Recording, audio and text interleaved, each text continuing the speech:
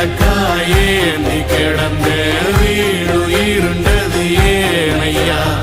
மாட விளக்கா நீயும் வரத்தா வீடு ஏங்கி இருக்குதையா எத்தனை சாமி வந்ததையா இது எந்தெந்த சாமி தந்ததையா எத்தனை பாட்ட சொன்னதையா அத சுத்துற பூமி கண்டதையா அடிச்சு வீசும் காத்திலையும் அந்த தகப்பனாச சுத்துதையா வெடிச்சு பூக்கும் வேலையிலும் ஒரு வம்சத்து கதையே உள்ளதையா